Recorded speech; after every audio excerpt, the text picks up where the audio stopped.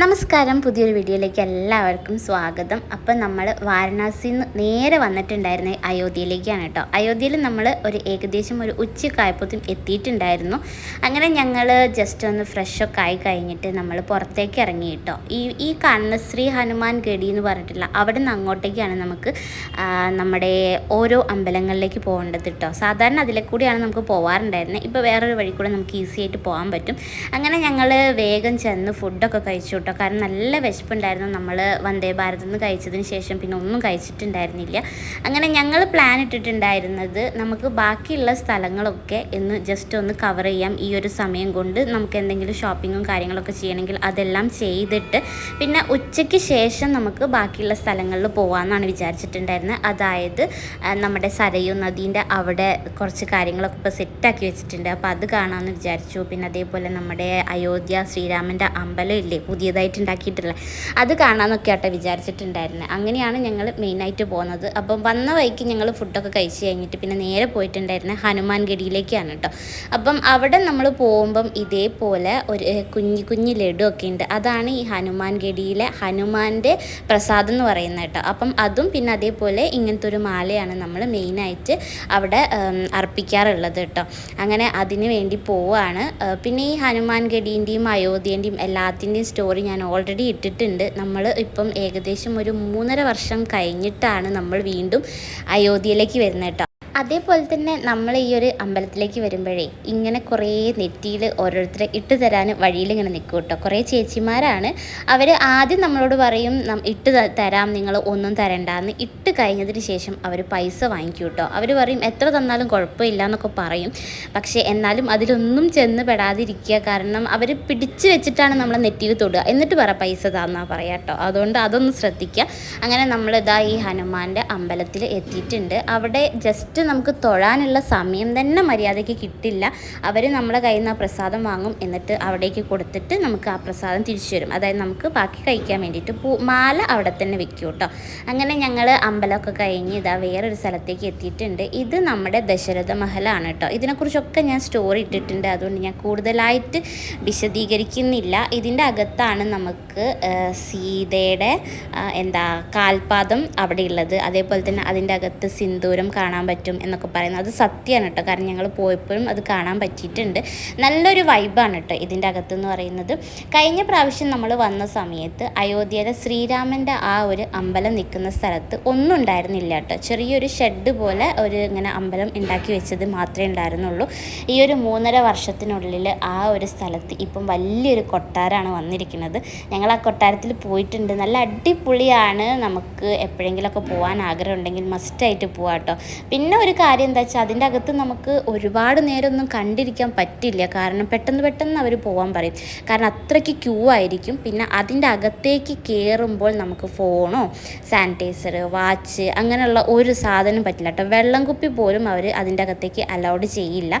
പണ്ട് നമുക്ക് അതിൻ്റെ കുറച്ച് ഇപ്പുറത്തേക്കായിട്ട് നമുക്ക് ലോക്കർ റൂമൊക്കെ ഉണ്ട്. ഇപ്പം നമ്മുടെ ആ ഒരു അമ്പലം നിൽക്കുന്നതിൻ്റെ ആ ഒരു ചുറ്റുവട്ടത്തായിട്ട് അതെല്ലാം ഒരു സെറ്റാക്കി വെച്ചിട്ടുണ്ട് കേട്ടോ. ഈ ഒരു മഹലിൻ്റെ പ്രത്യേകത എന്താണെന്ന് വെച്ചിട്ടുണ്ടെങ്കിൽ നമ്മുടെ ഈ ഒരു കൊട്ടാരത്തിൻ്റെ 4 വശത്തായിട്ട് ഓരോ കൂടാരം പോലെയുണ്ട്. ആ കൂടാരത്തിൻ്റെ അവിടെ നിന്ന് നോക്കിയിട്ടുണ്ടെങ്കിൽ നമുക്ക് സൂര്യാസ്തമയം സൂര്യോദയം എല്ലാം കാണാൻ പറ്റും എന്നാണ് കേട്ടോ ഈ ഒരു കൊട്ടാരത്തിൻ്റെ പ്രത്യേകത. വലിയ കൊട്ടാരമാണ്. ഇതിൻ്റെ അകത്താണ് നമ്മുടെ സീതേൻ്റെ കാൽപാദം ഉള്ളതും. അതേപോലെ തന്നെ ഇപ്പോൾ കാണുന്നില്ലേ, അതാണ് കേട്ടോ. അവിടെയാണ് സീതേൻ്റെ കാൽപാദം. അവിടെ തന്നെയാണ് ആ ഒരു കുങ്കുമം ഉള്ളത് കേട്ടോ. ഇങ്ങനെയാണ് കേട്ടോ ഈ ഒരു കൊട്ടാരത്തിൻ്റെ രൂപരേഖയുള്ളത്. നല്ല വലുപ്പത്തിലാണ്. അതേപോലെ ചുറ്റിലും ഉണ്ട്. ഇതിൻ്റെ പെയിൻറ്റ് കാണാൻ തന്നെ ഒരു പ്രത്യേക ഭംഗിയാണ് കേട്ടോ. പല കൊത്തുപണികളൊക്കെ ചെയ്ത് വെച്ചിട്ടുണ്ട്. അതേപോലെ തന്നെ ഈ ഒരു കൊട്ടാരത്തിൻ്റെ ഫ്രണ്ടിൽ നമ്മൾ കയറി വരുന്ന സമയത്ത് കുഞ്ഞിങ്ങനെ ഒരു പടിപ്പുര പോലെ ഉണ്ട്. അതിനെന്താ പറയാന്നറിയില്ല. അതിലുള്ള കൊത്തുപണിയും പെയിൻറ്റിങ്ങും ഒക്കെ കാണാൻ ഒരു പ്രത്യേക ഭംഗിയാണ് കേട്ടോ. ഇതാണ് നമ്മുടെ സീതേൻ്റെ ആ കാൽപാദമുള്ള അവിടെ നിന്ന് കുങ്കുമം വരുന്നത്. അതിൻ്റെ അകത്തേക്ക് നോക്കുമ്പോൾ നമുക്ക് കാണാൻ പറ്റും കേട്ടോ കുങ്കുമം ഇങ്ങനെ വീഴുന്നത്.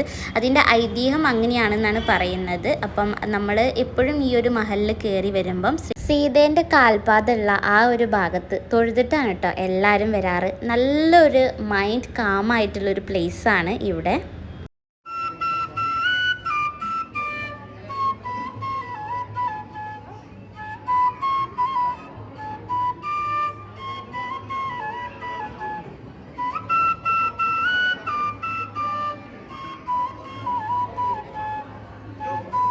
ഈ ഒരു മഹലിൻ്റെ ചുറ്റുവട്ടത്തായിട്ട് വേറെയും ചെറിയ ചെറിയ അമ്പലങ്ങളൊക്കെ ഉണ്ട് കേട്ടോ. ലവകുശന്മാരുടേതുണ്ട്, രാമലക്ഷ്മണന്മാരുണ്ട്, പിന്നെ വേറെയും കുറേ പ്രതിഷ്ഠകളുടെ അമ്പലങ്ങളൊക്കെ ഉണ്ട് കേട്ടോ. അപ്പം അവിടെയൊക്കെ തൊഴുതിട്ടാണ് പിന്നെ ഞങ്ങൾ വന്നിട്ടുണ്ടായിരുന്നത്. ഇതിൻ്റെ അകത്തേക്ക് നമുക്ക് ഫോൺ കൊണ്ടുപോകുന്നതിനോ വീഡിയോ എടുക്കുന്നതിനോ ഒന്നും പ്രശ്നമില്ല. നമുക്ക് മെയിനായിട്ട് പ്രശ്നം വരുന്നത് ലവകുശന്മാരുടെ ആ ഒരു അമ്പലത്തിലും അതേപോലെ തന്നെ ശ്രീരാമൻ്റെ ആ ഒരു കൊട്ടാരത്തിലാണ് കേട്ടോ.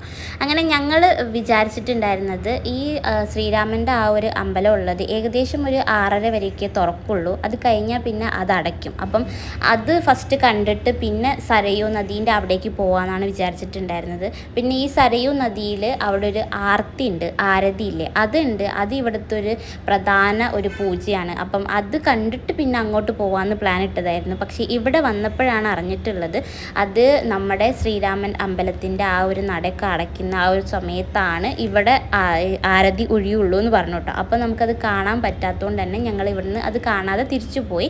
അപ്പോൾ ഈ ഒരു സൈഡിലാണ് കേട്ടോ നമ്മുടെ ആ ഒരു ആരതി നടക്കുന്നത്. നല്ല അടിപൊളിയാണെന്ന് പറഞ്ഞു കേട്ടിട്ടുള്ളത്, കാണാൻ പറ്റാത്തതിൽ നല്ല സങ്കടമുണ്ട്. ഈ സരയൂ നദിയിൽ ഇപ്പം ഒരുപാട് കാര്യങ്ങൾ ചെയ്തു വെച്ചിട്ടുണ്ട് കേട്ടോ. ഇതാണ് സരയൂ നദീൻ്റെ ആ ഒരു വെള്ളം പോകുന്ന പുഴയാണ്. പക്ഷേ ഈ ഒരു സൈഡിലേക്ക് കുറച്ച് വെള്ളം മാത്രമേ ഉള്ളൂ. അതിൻ്റെ അപ്പുറത്തെ സൈഡിലാണ് നല്ലോണം വെള്ളമോട്ടെ. ഇവിടെ നമുക്ക് കുട്ടികൾക്കും വലിയവർക്കും ഒക്കെ ജസ്റ്റ് കാല് നനയ്ക്കാൻ പാകത്തിനുള്ള വെള്ളമേ ഉള്ളൂ. ചിലപ്പോൾ മഴയുള്ള സമയത്ത് നല്ല വെള്ളം ഉണ്ടാകാം, അറിയില്ല. കാരണം ഞങ്ങൾ സരയൂൽ കഴിഞ്ഞ പ്രാവശ്യം വന്നപ്പം ഇങ്ങനെയൊന്നും ചെയ്ത് വെച്ചിട്ടുണ്ടായിരുന്നില്ല. ചെറിയൊരു സ്റ്റെപ്പ് മാത്രമേ ഉണ്ടായിരുന്നുള്ളൂ കേട്ടോ ആ വെള്ളത്തിൽ ഇറങ്ങാൻ. അതും വലിയ ആഴമൊന്നും ഉണ്ടായിരുന്നില്ല, നമുക്ക് കുളിച്ച് കയറാവുന്നതേ ഉണ്ടായിരുന്നുള്ളൂ. ശ്രീകൃഷ്ണ ജയന്തിൻ്റെ അന്ന് ശ്രീരാമൻ്റെ ആ ഒരു സരയൂ നദിയിൽ അവിടെ നല്ല അടിപൊളി പ്രോഗ്രാം വയ്ക്കാറുണ്ട് കേട്ടോ.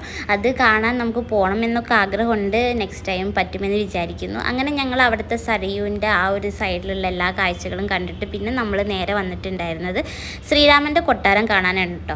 അത് കാണാൻ ഞാൻ ഭയങ്കര എക്സൈറ്റഡ് ആയിരുന്നു. കാരണം എൻ്റെ വലിയൊരാഗ്രഹമായിരുന്നു ആ കൊട്ടാരത്തിൻ്റെ ആ പിക്ക് കഴിഞ്ഞ പ്രാവശ്യം വന്നപ്പം കണ്ടപ്പം തന്നെ എനിക്ക് ഭയങ്കര ആഗ്രഹം ഉണ്ടായിരുന്നു ഒരിക്കലെങ്കിലും ഇനി വരണം എന്ന്. അങ്ങനെ നമ്മൾ ഇതാ ശ്രീരാമൻ്റെ അമ്പലത്തിൻ്റെ അങ്ങോട്ടേക്ക് പോകുന്ന ആ സ്ഥലത്ത് എത്തിയിട്ടോ. ഇവിടെ നിന്ന് ഈ കാണുന്നത് ഒന്നും ശ്രീരാമൻ്റെ അമ്പലത്തിലേക്കുള്ള ആ ഒരു ഇതല്ല. ഇത് ജസ്റ്റ് ഒരു വഴിയാണ്, സെക്യൂരിറ്റി ചെക്കിങ്ങും കാര്യങ്ങളൊക്കെ ഉള്ളൂ കേട്ടോ. നമുക്ക് ഈ ഒരു വഴിയിൽ നിന്നിട്ട് നോക്കിയിട്ടുണ്ട് ശ്രീരാമൻ്റെ കൊട്ടാരത്തിൻ്റെ ഒരു പൊടി പോലും കാണാൻ പറ്റില്ല. അത്രയ്ക്ക് സെക്യൂരിറ്റിയിലാണ് ആ ഒരു കൊട്ടാരം ഉണ്ടാക്കി വെച്ചിട്ടുള്ളത് കേട്ടോ. ഇതിൻ്റെ അകത്തേക്ക് നമുക്ക് ഫോണ്, സാനിറ്റൈസർ, വാച്ച്, ചെരുപ്പ് അങ്ങനത്തെ ഒന്നും കൊണ്ടുപോകാൻ പറ്റില്ല. അതിനുള്ള ലോക്കർ റൂമും കാര്യങ്ങളൊക്കെ ഇവിടെ സെറ്റാക്കി വെച്ചിട്ടുണ്ട് കേട്ടോ. അതും വലിയ വലിയതായിട്ടാണ് വെച്ചിട്ടുള്ളത്. അവിടെ നിന്നിട്ട് പിന്നെയും കുറേ പോയാലാണ് നമുക്ക് ശ്രീരാമൻ്റെ കൊട്ടാരത്ത് കാണാൻ പറ്റുന്നത് കേട്ടോ. അത് ഈ കണ്ടപ്പോൾ ഞങ്ങൾ വിചാരിച്ചു ഇതൊക്കെ ആയിരിക്കുമെന്ന് വിചാരിച്ചു. പക്ഷെ സത്യത്തിൽ അതൊന്നുമല്ല. ഇവിടെയാണ് നമ്മുടെ ഈ ഒരു സെക്യൂരിറ്റി ചെക്കിങ് ഉള്ളത് കേട്ടോ. നമ്മുടെ ഫോണ് അത് ഇതൊക്കെ ഇവിടെയാണ് വെക്കുന്നത്. അപ്പോൾ ബാക്കി വീഡിയോസ് ഒന്നും എടുത്തിട്ടില്ല. അപ്പോൾ ഇന്നത്തേക്ക് ഇത്രയേ ഉള്ളൂ.